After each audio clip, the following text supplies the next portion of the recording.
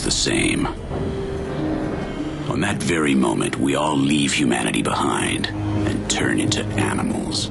Set in 1986 Seattle during the aftermath of a worldwide zombie apocalypse, Deadlight references the recent past, both with its artfully grim setting and the style of its action.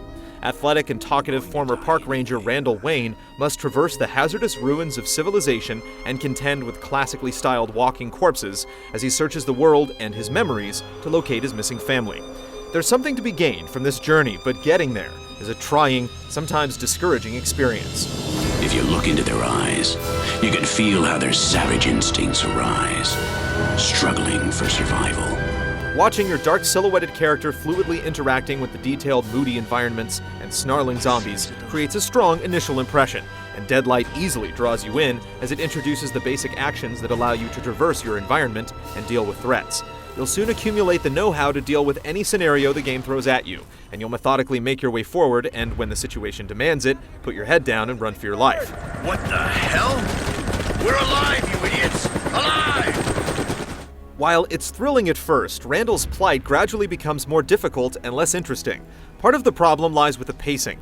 An extended mid-game takes place in a punishing underground gauntlet of traps that test your patience and stretches the story's logic far too thin. The game seems to briefly open up to allow exploration as you search a hospital for medical supplies, but soon after rushes you through a short and punishing final gauntlet for the endgame. The plot, cluttered up by a string of mostly irrelevant collectible objects littering the ground, takes abrupt turns during flashbacks and cutscenes, but it still succeeds at stirring up some pathos, despite occasionally indulging in cliches or daft philosophizing. What we call darkness is the light we can't see. The actions your character takes, such as scrambling up ledges or taking a running leap, appear smooth and have a nice sense of weight, but the game often asks for a level of precision the controls don't readily provide, and minor slip-ups are often punished with quick deaths. Fighting off enemies is often avoidable, but when you're forced into confrontations, the basic mechanics of grappling are workable and appropriately desperate, even if they don't feel exact or elegant. You'll notice some strange visual tics here and there, but for the most part, the game expresses an uncanny sense of realism. It looks like the building was a refuge when the disease first spread. Finding your way through the game is a matter of repeating a handful of basic actions, like climbing ladders and bounding off walls, with very few unique scenarios or interactions and little room to improvise outside the obviously intended solution. Chase sequences that boil down to trial and error memorization are unfortunately as frustrating as they are exhilarating. Whistling or calling to draw the attention of zombies provides the player with the only real tool to play around with, but it doesn't feel very rewarding since dealing with enemies is almost always a secondary concern rather than a necessity. Upgradable health and stamina meters feel beside the point. Death usually happens within seconds, if not instantly, and running out of stamina is so rare that it's hard to notice exactly when it's being used.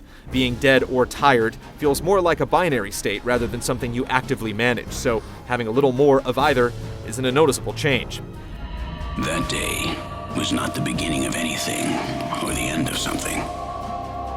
It was just one more day. Deadlight is able to create a mood and a purpose as you work your way through dangerous and sinister spaces, but despite the interesting and involving concepts, it struggles in its expression.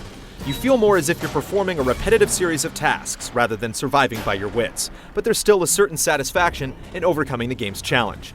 There's some real light breaking through here, but it's unfortunate that it couldn't shine a little brighter. But it's already too late to change their fate.